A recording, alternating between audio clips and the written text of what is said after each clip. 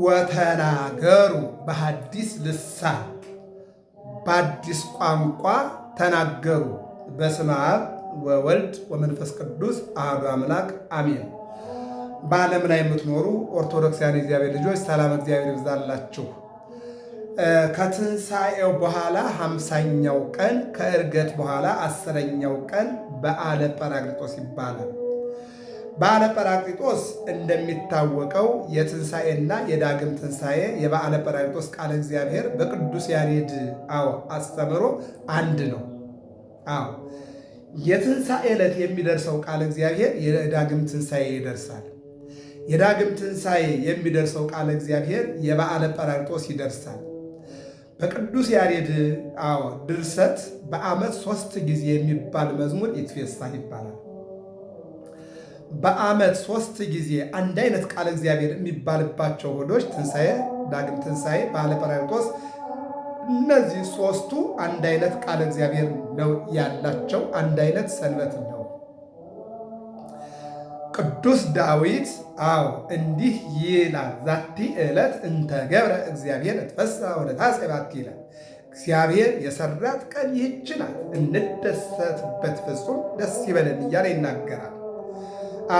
በመጀመሪያው እነሆ እግዚአብሔር ሙስና መቃብርን አጥፍቶ በራሱ ኃይልና ሥልጣን ተነስቷልና፣ ሁለተኛው በዳግም ትንሣኤ ሐዋርያትን ሰብስቦ መነሳቱን አሳይቷቸዋልና፣ በሦስተኛው በበዓለ ሐምሳ ደግሞ እነሆ በ50ኛው ቀን መንፈስ ቅዱስን እንደ ትንቢቱ እንደ ተስፋ ቃሉ ለጥምቀት በስጦታ መልኩ መንፈስ ቅዱስን ልኮላቸዋልና እነዚህ 3ቱ በዓመት 3ቱ ሰንበታት ወይም እሑድ አንድ አይነት ቃል እግዚአብሔር አላቸው ማለት ነው። ስለዚህ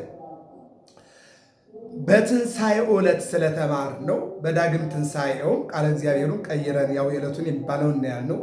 አሁንም በበዓለ ጰራቅሊጦስም ስለ ትንሣኤው ሳይሆን የምንነጋገረው ስለ በዓለ ጰራቅሊጦስ ነው። በዓለ ጰራቅሊጦስ እንደሚታወቀው ከግንቦት 15 እስከ ሰኔ 19 ያለው ዕርገትንና በዓለ ጰራቅሊጦስን የሚመለከት ቃል እግዚአብሔር ነው። ጰራቅሊጦስ የሚባለው የሰንበት ግን የዕለቱ በ50ኛው ቀንና በሳምንቱ እሑድ ሁለቱ ብቻ ናቸው።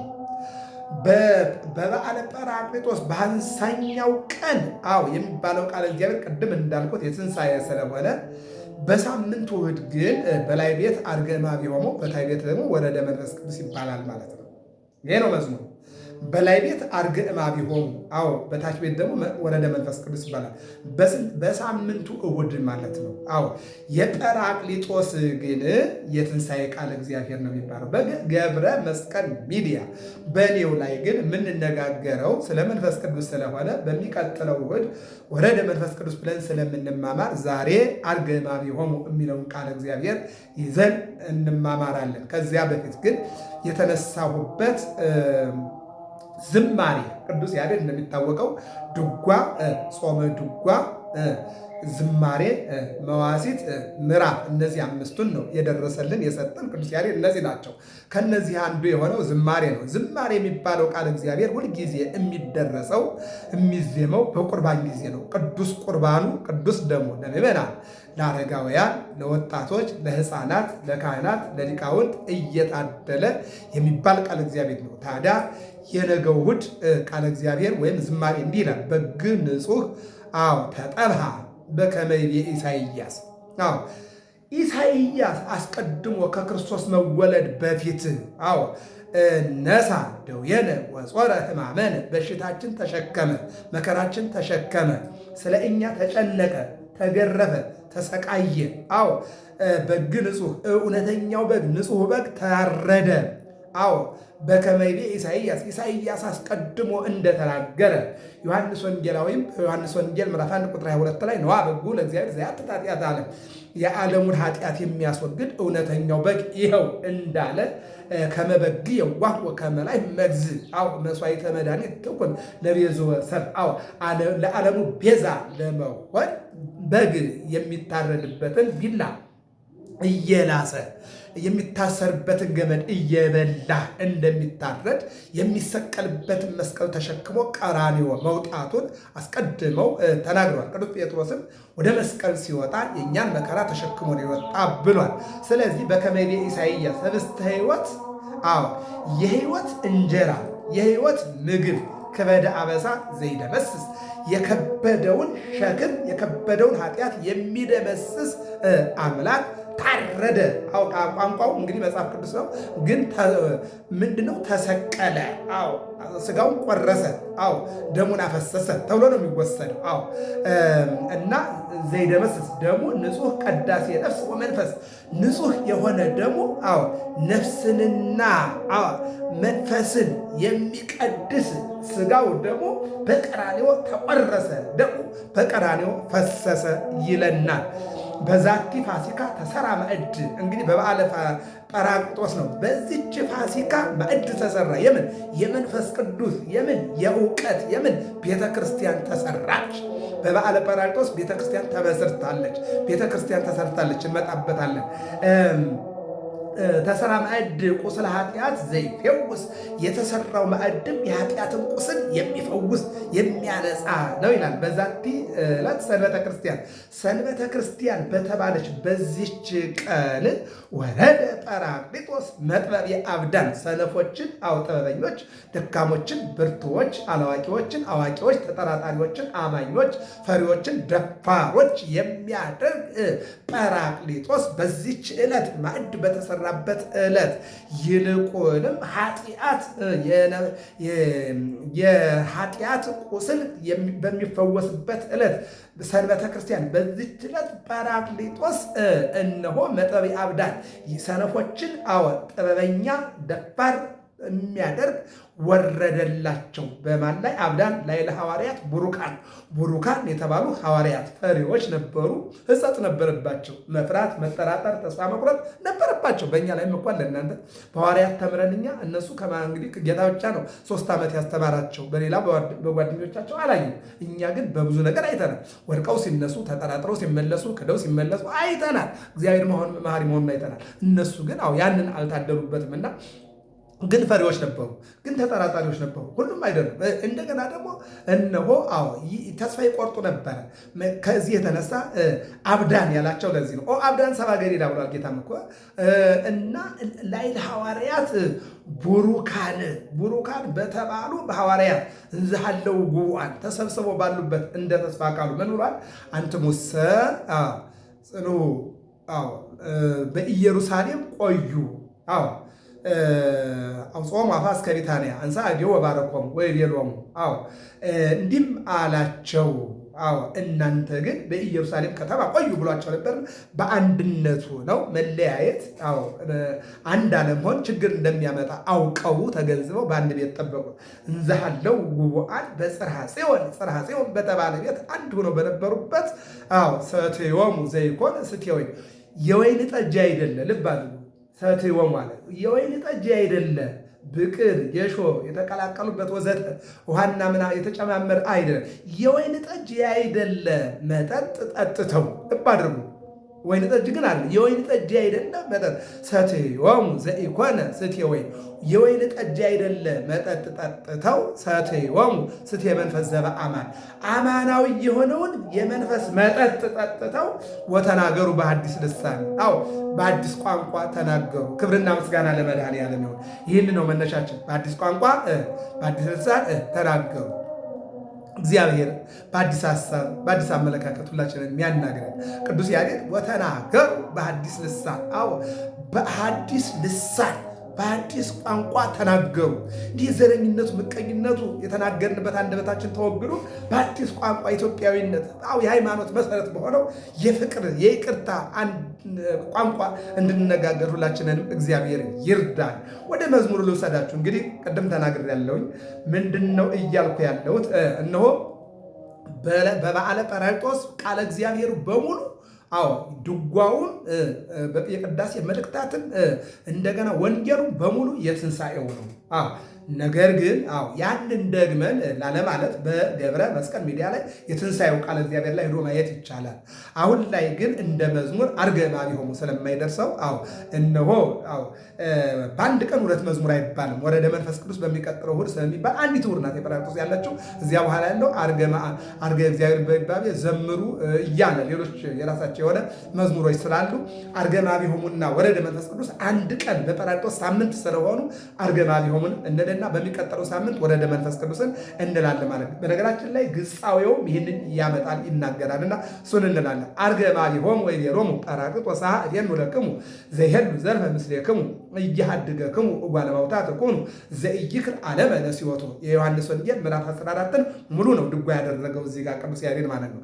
ምን አለ? አርገማቢሆሙ ወደ እነሱ ወጣ፣ ወይቤሎሙ እንዲህም አላቸው፣ ጰራቅሊጦስ እዴኑ ለክሙ ጰራቅሊጦስ የተባለ መንፈሰ ጽድቅ አጽናኝ እልክላችኋለሁ ዘይሄሉ ዘርፈ ምስሌክሙ ሁል ጊዜ ከእናንተ ጋር የሚኖር እኔ ከእናንተ ጋር 3 ዓመት ከ3 ወር ከ10 ቀን ቆይቻለሁ። ከዚህ በኋላ ግን ከእናንተ ጋር በረድኤትና በጥበቃ እንጂ አብሬያችሁ አልኖርም። ከዚህ በኋላ ግን ከእናንተ ጋር በማሰራትም በማስተማርም ጥበብን፣ እውቀትን፣ ፍርሃትን አስወጥቶ ድፍረትን፣ ጥርጣሬን አስወጥቶ እምነትን፣ ድንቁርናን አውጥቶ እውቀትን የሚያድል መንፈስ ቅዱስ ወደ እናንተ ይመጣላችኋል። ከእናንተ ጋር ሁልጊዜ የሚኖር ለሕፃናት በ40 ቀንና በ80 ቀን የሚታደል ለምዕመናንም፣ ለአረጋውያንም፣ ለካህናት፣ ለሊቃውንት ለሁሉም ይታደል መንፈስ ቅዱስ ይሰጣችኋል። እያድገክሙ እጓለ እማውታ ትኩኑ ዘኢይክል ዓለመ ለሲወቱ እናት አባት እንደሌላቸው ልጆች አልተዋችሁም።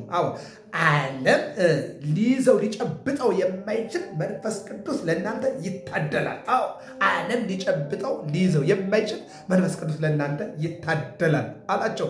አሁን ይሄ መንፈስ ቅዱስ እንግዲህ በቤተ ክርስቲያናችን አስተምሮ ስለ 3 ነገር በኋላ በዚያ በያዝነው በመንፈስ ቅዱስ ትምህርት የምንማረው ቢሆንም ነገር ግን እንደዚህ ይለናል ቅዱስ ቃሉ ማለት ነው። መንፈስ ቅዱስ ለሐዋርያት በ3 ነገር ወረደላቸው ይለናል። ለሐዋርያት የወረደ መንፈስ ቅዱስ ለእኛም ደግሞ እንዲላክልና ሀብተ መንፈስ ቅዱስን እንድናገኝ የአምላካችን የእግዚአብሔር መልካም ፈቃዱ ይሁንልን።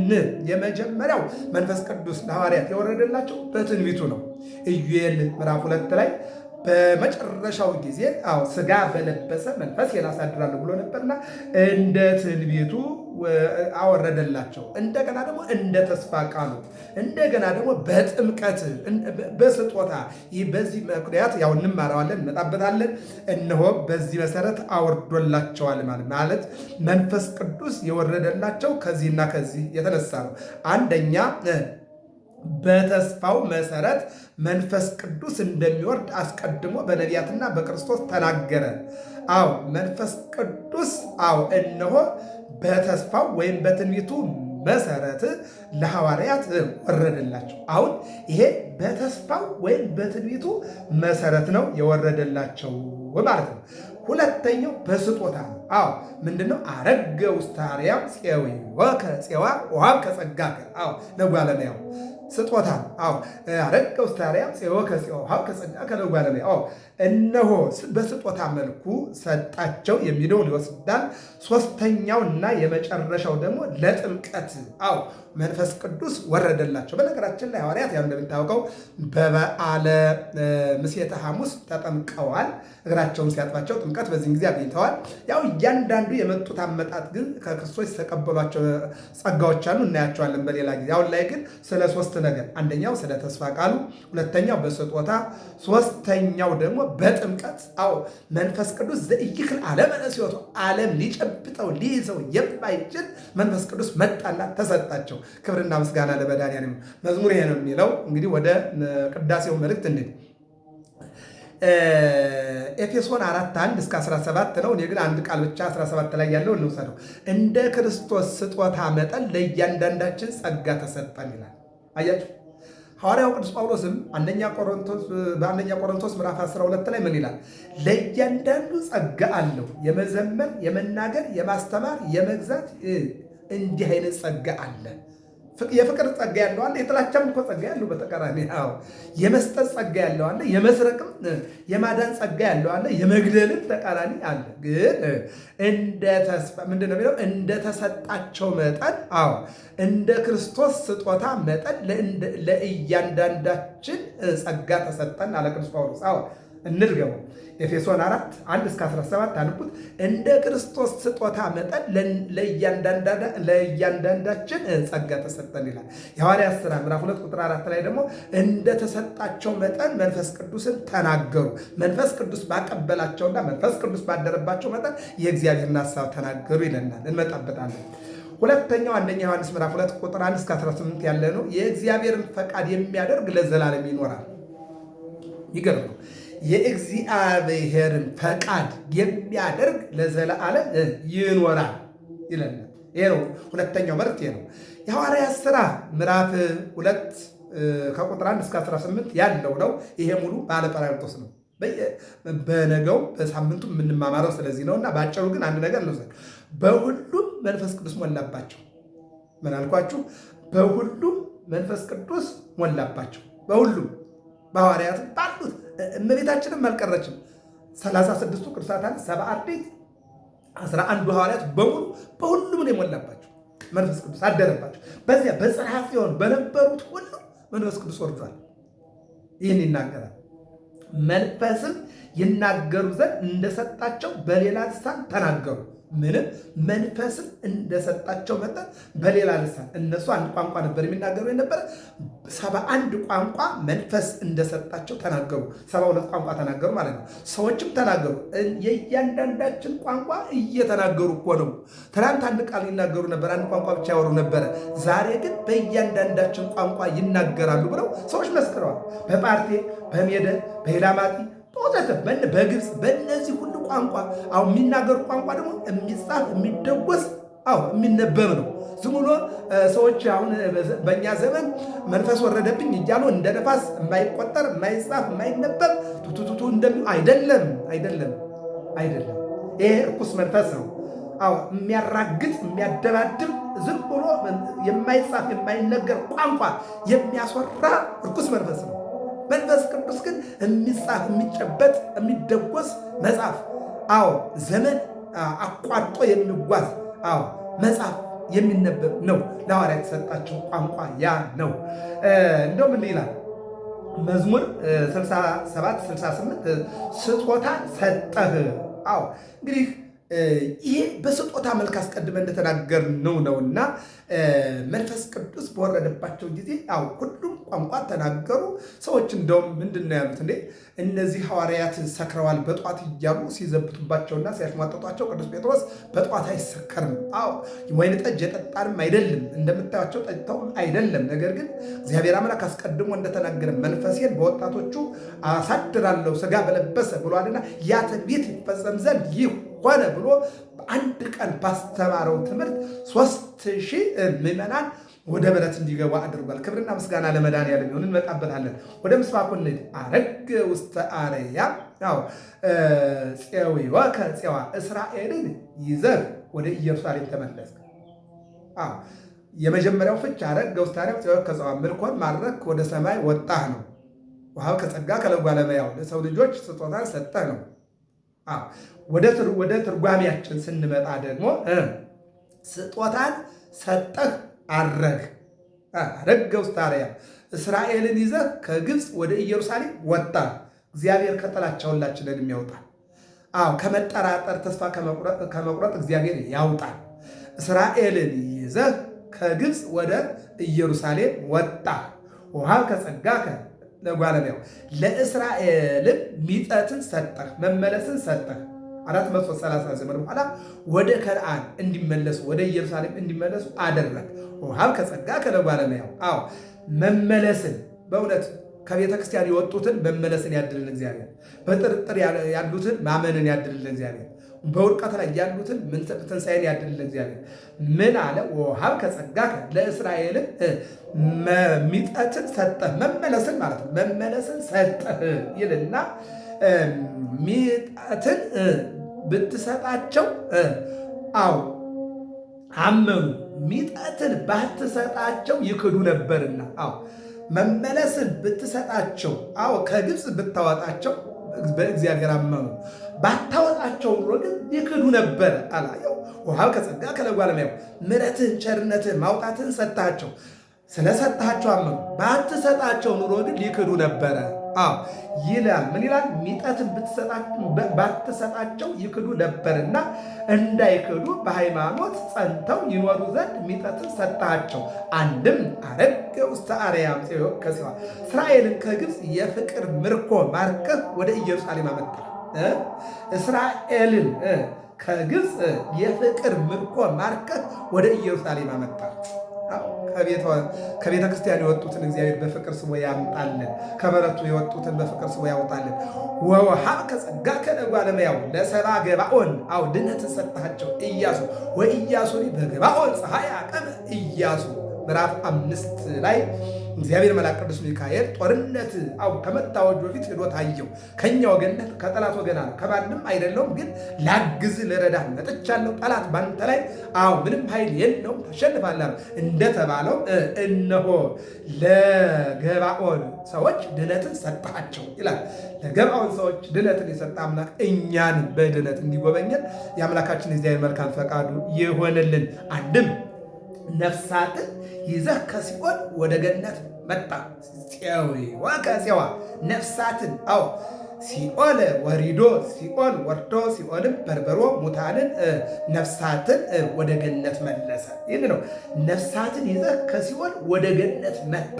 ወሀብከ ለምእመናን ልጅነትን ሰጣቸው። ወሀብከ ጸጋከ ለምእመናን ልጅነትን ሰጣቸው። በአብራከ መንፈስ ቅዱስ በማኅፀነ ዮርዳኖስ ተወልደው በአብ በወልድ በመንፈስ ቅዱስ ተጠምቀው እነሆ ክርስቲያን የሆኑ ዘንድ ምንድነው? የዮሐንስ ወንጌል ምዕራፍ 1 ቁጥር 10 ላይ ሀብ እሊያሁ መጻው እሊያሁ ሰው የተወፍዎ ወደ ወገኖቹ መጣ፣ ወገኖቹ ግን አልተቀበሉትምና ለተቀበሉት ይላል። ለተቀበሉት በስሙ ላመኑ ስልጣንን ሰጣቸው። ውሉደ እግዚአብሔር ይኩኑ የእግዚአብሔር ልጆች በክርስቶስ ክርስቲያን እንዲባሉ ስልጣንን ሰጣቸው። ክርስቲያን መባል ስልጣን ነው ወዳጄ።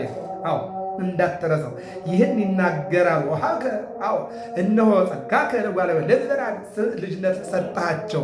እስመ ይክህዱ ከመ ይድሩ ልጅነትን ባትሰጣቸው ይክዱ ነበርና። እስመ ይክህዱ ከመ ይድሩ ልጅነትን ባትሰጣቸው ይክዱ ነበርና እንዳይክዱ በሃይማኖት ጸንተው ይኖሩ ዘንድ ልጅነትን ሰጣቸው። እግዚአብሔር አምላክ በአብ በወልድ በመንፈስ ቅዱስ ስም ተጠምቀን ልጅነት እንድናገኝ ይህን ጸጋ የሰጠን አምላክ የተመሰገነ ይሁን። እንግዲህ የሚገርመው ነገር በዓለ ጰራቅሊጦስ ከ9 በዓላት አንዱ ነው። የጌታ በዓላት ንዑሳን 9 አበይት 9 18 ናቸው እና በዓለ ጰራቅሊጦስ ከ9 በዓላት አንዱ ታላቁ በዓል ነው። በዓለ ጰራቅሊጦስ ከግንቦት 15 እስከ ሰኔ 19 ድረስ ዕርገት ጰራቅሊጦስ ትንሣኤ እያለ ቃል እግዚአብሔሩ ቅዱስ ያሬድ እየተናገረ ይሄዳል። ይህ ቀን 3000 አባላት ቅዱስ ጴጥሮስ በወንጌል በትምህርት እነሆ ወደ ቤት አስገብቶ ስራውን የጀመረ ቤተክርስቲያን ስራዋን የጀመረችው በዚህ ሰዓት ነው፣ በዚህ ዕለት ነው። ይሄ በዓለ ጰራቅሊጦስ የመንፈስ ቅዱስ መውረድና የሐዋርያት ሕዳሴ ማግኘት የቤተክርስቲያን ምስረታ ነው። ቤተክርስቲያን በዚህ ቀን ተሰርታለች፣ ተተክላለች። አዲስ ኪዳን የአዲስ ኪዳን ቤተክርስቲያን እዚህ ላይ ነው። ምን ይላል? በአንድ ቀን 3000 አባላት አግኝቶ ስራውን ወይም አጌታ ቤተክርስቲያን በአንድ ቀን 3000 አባላት አጌታ ስራዋን የጀመረችው በዚህ ዕለት ነው። የቤተክርስቲያን የልደት የምስረታ ዕለት ይባላል። የቤተክርስቲያን የልደት የምስረታ ዕለት ይባላል። ጰራቅሊጦስ የመንፈስ ቅዱስ ልዩ የሆነው አካሉ መጠሪያ ስሙ ነው። ጰራቅሊጦስ የመንፈስ ቅዱስ ልዩ የሆነው አካሉ መጠሪያ ስሙ ነው ይለናል። የስሙ ተግባራዊ ትርጓሜ በሦስቱ መካከል ያለውን የአንድነት ሥራ ያሳያል ወይም ይገልጣል። ትርጓሜው በችግር ጊዜ ተራዳይ፣ በሐዘን ጊዜ አጽናኝ፣ በመዘናጋት ጊዜ ለልብ አስታዋሽ የሆነ ጸጋ መንፈስ ቅዱስ ነው። ይልቁንም ደግሞ በልብ መዘናጋት ባለበት ጊዜ በልብ አስታዋሽ ወይም ተከራካሪ ጠበቃ ማለት ነው። ጰራቅሊጦስ ማለት መንፈሰ ጽድቅ ማለት ዮሐንስ ወንጌል 14፣ ዮሐንስ ወንጌል 16፣ ዮሐንስ ወንጌል 15 በእነዚህ ወንጌሎች ላይ ስንመለከት አጽናኝ የሆነ መንፈስ ቅዱስ ወደ እናንተ ይላክላችኋል እያለ እየደጋገመ መድኃኒታችን ኢየሱስ ክርስቶስ ለሐዋርያት ሲነግራቸው እንመለከታለን። በአጭሩ ግን መንፈስ ቅዱስ ማለት ለሐዋርያት የተሰጠን ሐዋርያት የከበሩበት ትልቅ ጸጋ ነው ማለት ነው። ይህንን ጸጋ የሰጠን አምላክ ልዑል እግዚአብሔር ስሙ ለዘላለም የከበረና የተመሰገነ ይሁን። እንግዲህ ምዕመናን፣ አዎ መዝሙር ማለት ቅዱስ ያሬድ ሰንበትን እግዚአብሔር ከምዕመናን ጋር እንዴት ማሳለፍ እንዳለበት አስቀድሞ ከትልቁ ባህር ከወንጌል ከቅዱስ ወንጌል ነው። በነገራችን ላይ ድጓ ጾመ ድጓ፣ ዝማሬ፣ መዋሲት፣ ምዕራፍ እነዚህ የተቀዱት ከምንድን ነው? ከወንጌል ነው። ከታላቁ መጽሐፍ ከቅዱስ ወንጌል ነው የተቀዱት ማለት ነው። የበዓለ ፋሲካ መነሻው በግብፅ ምድር በግ አርደው ደሙን መቃኖቻቸውን ረጭተው ከሞት ድነው መሻገራቸው ነው። የበዓለ ጰራቅሊጦስ ደግሞ መነሻው ያው የግብፅ ምድር ነው።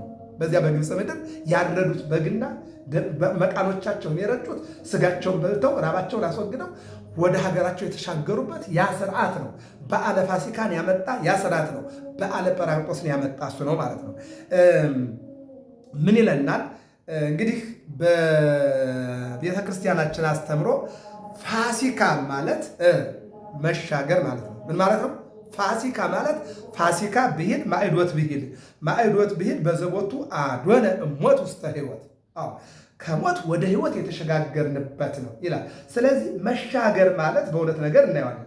አንደኛው እስራኤል ዘሥጋ በግ አርደው ለጊዜው ስጋውን በሉና ራባቸውን አስወገዱ። በፍጻሜው ደግሞ እስራኤል ዘሥጋ ምን አደረጉ? እነሆ መቃኖቻቸውን በግደም ረጭተው በሁሱፕ ቅጠል ማለት ነው ሞት በወረደ ጊዜ እነሱ ከሞት ድነዋል ማለት ነው። ሌላኛው መቃኖቻቸውን ረጭተው ከሞት ድነው የኤርትራን ባህር ከፍለው ተሻግረዋል ማለት ነው። ስለዚህ ፋሲካ ማለት መሻገር ማለት ነው። እኛ ደግሞ ነፍሳት ከሲኦል የተሻገሩበት ነው። ከዚያ ቀጥሎ ደግሞ እኛ ከባርነት ወደ ነፃነት የተሻገርንበት ነው። በዓለ ጰራቅሊጦስ በዓለ ፋሲካ ማለት ሁለቱ በዓለ ፋሲካን የወለደው የአባቶቻችን የግብፅ ፋሲካ ነው። በዓለ ጰራቅሊጦስን የወለደው ደግሞ የጌታችን የመድኃኒታችን የኢየሱስ ክርስቶስ በዓለ ፋሲካ ነው። ተያያዥ ናቸው ማለት ነው። ለምን? ፋሲካ ትንሣኤ ነው። ፋሲካ ብሂል ማዕዶት ብሂል። ፋሲካ ማለት ማዕዶት ማለት ነው። ማዕዶት ማለት መሻገር ማለት ነው። መሻገር ማለት አባቶች የኤርትራን ባህር ተሻግረው ከነዓን ገቡ ነው። ወደ እኛ ስንመጣ ደግሞ ክርስቶስ በመስቀል ላይ ተሰቅሎ ሲኦልን በርብሮ ነፍሳትን ወደ ገነት መለሰ ነው። ወደ እኛ ወደ ራሳችን ስናመጣው ደግሞ ከሞት ወደ ሕይወት ከክፉነት ወደ ደግነት አመጣን ነው። ዳግም ትንሣኤ ማለት ይህንኑ ነው። ጰራቅሊጦስ ስንል ደግሞ መንፈሰ ጽድቅ የጽድቅ መንፈስ ለሐዋርያት የታደለበት ነው ማለት ነው። ይህን ነው የሚናገረው። ወደ ወንጌሉ ስንሄድ የዮሐንስ ወንጌል ምዕራፍ 14 እስከ ቁጥር 22 ያለው ነው። ከዚህ ያለው በሚቀጥለው ወር ነው። ይህ ወንጌል እንደባለፈው እንደ ዮሐንስ 21 የዮሐንስ 21 ከ1 እስከ 14 ለአንድ እሑድ ከ14 ደግሞ ከ15 ደግሞ እስከ ፍጻሜ ለአንድ እሑድ እንዳየነው አሁን ደግሞ የበዓለ ጰራቅሊጦስ መዝሙር አንድ ነው ብለናል። የጰራቅሊጦስ ዕለት የትንሣኤ ቃል እግዚአብሔር ስለሆነ የሚባለው እነሆ አንድ ነው። እኛ ግን ተምረኑ ትንሣኤ ላይ ስለመጣን ላለመድገም ነው። ነገር ግን የበዓለ ጰራቅሊጦስ መዝሙር አንድ እሑድ ነው የሚገጥመው። በጰራቅሊጦስ ሳምንት ያለው እሑድ፣ ያ ደግሞ በታይ ቤት ወረደ መንፈስ ቅዱስ በላይ ቤት አርገ ማግኘሙ ነው ማለት ነው። ስለዚህ አሁን እኛ ዛሬ ላይ የዮሐንስ ወንጌል 14 ከ1 እስከ 22 እንማራለን። ከ23 እስከ ፍጻሜ ደግሞ በሚቀጥለው ወረደ መንፈስ ቅዱስ ላይ እንገናኛለን ማለት ነው እና የጊዜ ባለቤት እግዚአብሔር ስለሆነ እዚያ ላይ እንዲያገናኘን መልካም ፈቃዱ ይሁን። ኢይደንግጽክሙ ልብክሙ፣ ሹመት ሽልማት ቀረብን ብላችሁ ልቡናችሁ አይሸበር አይደንግጥ። እመኑ በእግዚአብሔር ወእመኑ ብየ፣ በአባቴም በእኔም እመኑ እንጂ። እስመ ውስተ ቤተ አቡየ ብዙ ማኅደር ወምዕራፍ ቦቱ፣ በአባቴ ቤት ብዙ መኖሪያ አለ። በማን ቤት? በአባቴ ቤት። ልብ አድርጉ። በአባቴ ቤት ብዙ መኖሪያ አለና ሹመት ሽልማት ቀረብን ብላችሁ አትደንግጡ ይላል። ይቀጥልና እኔ እንድሄድ ልጅነትም እንዳዘጋጅላችሁ ነገርኳችሁ። እኔ ብሄድ መልካም ነው። እኔ ካልሄድኩ መንፈስ ቅዱስ አጽናኛው ነው አይመጣላችሁም። እኔ ከሄድኩ ግን ይመጣላችኋል። አዎ በአባቴ ቤት ብዙ በመንግስተ ሰማያት ማለት ነው ጻድቃን በክብር የዋሃን በክብር አዎ ሁሉም እንደየስራው የሚገባበት ብዙ ማደሪያ አለ ማለት ሁሉም በየጸጋውና በየስራው የሚያገኘው ቦታ ማለት ነው። ሌላ ነገር አለ። አዎ ይህን ነው የምናገረው።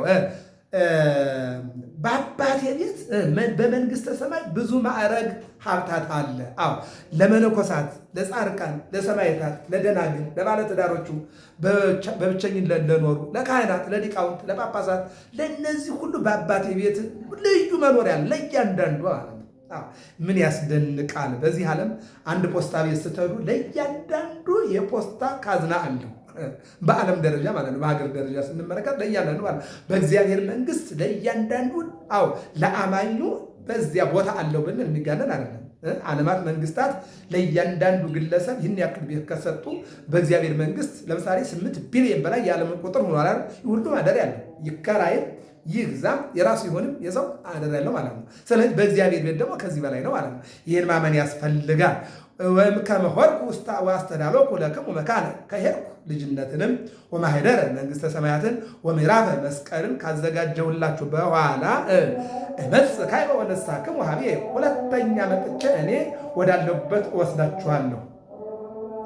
እመጽእ በረድኤት እነሣክሙ በሞት እመጽእ በረድኤት እጠብቃችኋለሁ። እነሣክሙ በሞት እናንተ የማይቀርላችሁን ትሞታላችሁ ማለት ነው።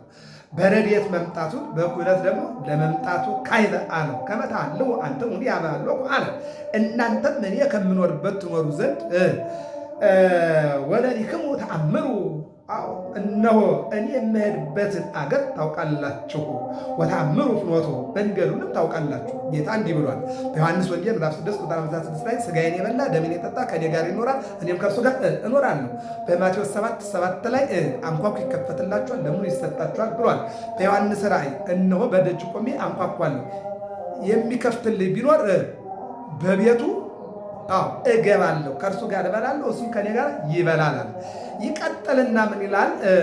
እኔ የሚሄድበትን አገር ታውቁታላችሁ። ወተአምሩ ፍኖቶ መንገዱን ታውቁታላችሁ። ወይቤሎ ቶማስ እግዚኦ ዘኢነአምር ኀበ ተሐውር በእፎ እንከነአምር ፍኖቶ ቶማስ እንዲህ አለው፣ አቤቱ የምትሄድበትን አገር የማናውቅ መንገዱን እንደምን እናውቃለና ነው። አገሩ የታወቀ ቢሆን ኖሮ አውቀዋለሁ እናውቀዋለን እንመጣለን ነበር። ስለማያውቀው የምትሄድበትን መንገድ ስለማናቅ እንዴት ስለዚህ ነገር እኛ እናውቃለን እያለ ቶማስ ይጠይቃል ማለት ነው። ምክንያቱም አገር አዋቂ መንገድ አዋቂ ይለያያል። አገር ማንኛውም ይህን አገር አውቃለሁ ይችላል። መንገድ አዋቂ ግን ሌላ ነው። አገር ያወቀ ሁሉ መንገድ አዋቂ አይደለም። መንገድ ያወቀ ደግሞ ሁሉ አገር አዋቂ አይደለም። ያስፈልጋል ማለት ነው። እና ምን እያለ ነው ያለው? ወይቤሎ እግዚእ ኢየሱስ አነ ውእቱ ፍኖተ ጽድቅ ወሕይወት የሕይወትና የጽድቅ መንገድ እኔ ነኝ። የአንድነት የሦስትነት ባለቤት እኔ ነኝ። ትንሣኤም ሕይወትም መንገድም እኔ ነኝ አለ። እኔ መንገድም ሕይወትም። እንደውም አባ ጊዮርጊስ ዘጋስጫ ፍኖት ለኀበ አቡሁ ውእቱ ኢየሱስ ክርስቶስ እነሆ እውነተኛው ከአባቱ የተሰጠን መንገድ ወደ አባቱ የሚያደርስ እውነተኛ መንገድ ኢየሱስ ክርስቶስ ነው። ወአሕይወኒ በፍኖትከ በመንገድህ ሕያው አድርገኝ አለ ልበ አምላክ ዳዊት። ስለዚህ እነሆ መንገድ እኔ ነኝ ያለ እውነቱን ነው። ወአልቦ ዘይመጽእ ኀበ አብ ዘእንበለ እንተ ኀቤ ያለ እኔ ወደ አብ የሚመጣ የለም። እኔን ተወላዲ ካላለ አብን ወላዲ የሚለው የለም። እምከመ ኪያየ አይመርክሙኒ እማይመርክምዎ ለአቡየኒ እኔን አውቃችሁኝስ ቢሆን አባቴንም ባወቃችሁ ነበር። እኔን ተወላዲ ብላችሁ ቢያንስ አባቴንም ወላዲ ባላችሁ ነበር። የማቴዎስ ወንጌል ምዕራፍ 8 ላይ ንቃ ህሊቅ አድነን ከመ ይንሞት አምላክ ሆይ ጌታ ሆይ እንዳንሞት አድነን ሲሉት ምን አላቸው? ጌታ አብሮናል አንሞትም፣ ያለበለዚያም ደግሞ ለራሱ ሲል ያድነናል ለምን አትሉም ብሎ ሲነቅፋቸው እንመለከታል። እናንተ እምነት የጎደላችሁ ብሎ ወገሰጾሙ ለነፋሳት አርመመ ማዕበለ ባሕር ነፋሱን ገሰጸው፣ ባሕሩን ገሰጸው፣ ማዕበሉም ጸጥ አለ። መኑ ውእቱ ዝንቱ ዘይትየዘዝ ሎቱ ባሕርኒ ወነፋሳት ባሕርና ነፋሳት የሚታዘዙለት ይህ ማን ነው ብለው እስከሚደነቁ ድረስ ማለት ነው። እና ምን አለ? ዛሬ ግን አውቃችሁታል፣ አይታችሁታል። ፊልጶስ እንዲህ አለ። ወይቤሎ ፊልጶስ እግዚኦ አርየነሁ ለአብ ወያክለነ። ፊልጶስ አብን አሳየን። አዎ እሱን ካሳየን ይበቃናል። በቃ ጥያቄ አናብዛባልና ጠየቀው። መስማቱ በማየት ይፈጸማልና ነግረህና፣ ነገር ግን እስኪ አሳየን ብሎ መስማት ለጆሮ ነው፣ ማየት ደግሞ ለዓይን ነው። ማን ነው? ኢዮብ ምን አለ? ጆሮዬ ሰምቶ ነበር፣ አሁን ግን ዓይኔ አየች አይደል? ስለዚህ ጆሮ መስማት ነው፣ ዓይን ደግሞ ማየት ነው። ከሰሙት ያዩት ይበልጣልና አሳየንና ይብቃን አለ ፊልጶስ። ጌታ ደግሞ ምንድን ነው የሚለው? ወይቤሎ እግዚእ ኢየሱስ መጠነዝ መዋዕል ሀሎኩ ምስሌክሙ። ጌታችን ኢየሱስ ክርስቶስን ይህን ያህል ዘመን ከእናንተ ጋር ስኖር ወኢያእመርክሙ አላወቃችሁኝምን? አንድም ፊልጶስ አላወቅኝምን አለው ይላል። እኔን ያየ አብን አየ። እኔን ያየ አብን አየ፣ እኔና አብ አንድ ነን አለና መለሰለት። የተአምንሁ ከመአነ በአብ ወአብ በየ፣ እኔ በአባቴ አባቴ በእኔ ህልው እንደሆነ አታውቅምን አለ። እመኑ ከመአነ በአብ ወአብ በየ፣ እኔ በአብ አብ በእኔ ህልው እንደሆነ እመኑ። ወማኮሰ በእንተ ግብሬ እመኑ፣ ያም ባይሆን ስራዬን አይታችሁ እመኑ። ይህን ስራ አምላክ ቢሰራው እንጂ ሩቅ ብእሲ አይሰራውም ብላችሁ በስራዬ እመኑ። ውሃውን ወይን ጠጅ አድርጌ ለዕውሩ ዓይን ፈጥሬ ጎባጣውን ተርትሬ ለምጻሙን አንጽቼ ሙታንን አንስቼ በሁለት ዓሣ በ5 እንጀራ 5,000 አጥግቤ ባሕር ከፍዬ ይህን እንግዲህ በስራ እመኑ በግብሬ፣ በእኔ ባታምኑ በስራዬ እመኑ። አማን አማን እብለክሙ ዘየአምን ብየ ግብረ ዘአነ ይገብር ውእቱኒ ይገብር። አማን አማን እብለክሙ ዘየአምን ብየ ግብረ ዘአነ ይገብር ውእቱኒ ይገብር። በእኔ ያመነ እኔ የምሰራውን ስራ እርሱም ይሰራል አለና ለሐዋርያት ነገራቸው። ይህ ከነገራቸው በኋላ ወኩሎ ዘሰአልክሙ በስሜ ይገብር ለክሙ።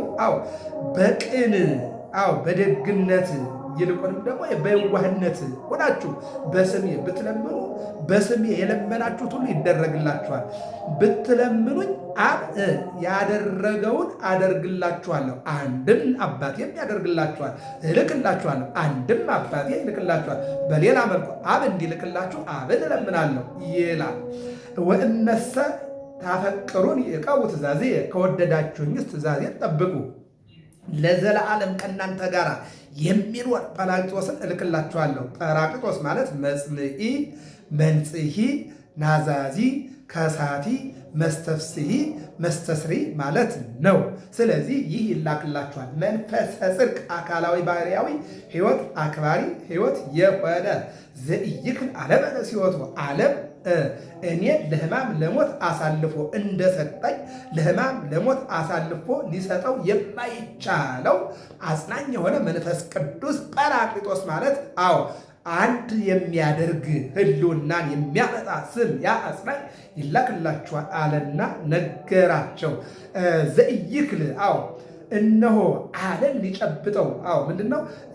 ሰትዮሙ ዘይኮነ ስትወይ ሰትዮሙ ስቴ መንፈስ ዘበአማን ወተናገሩ በሐዲስ ልሳን ዘኢይክል እነሆ ዓለም ሊጨብጠው ሊይዘው የማይችል እስመ አነ እመጽእ ኀቤክሙ፣ እኔ ከጥቂት ቀን በኋላ ወደ እናንተ እመለሳለሁኝ።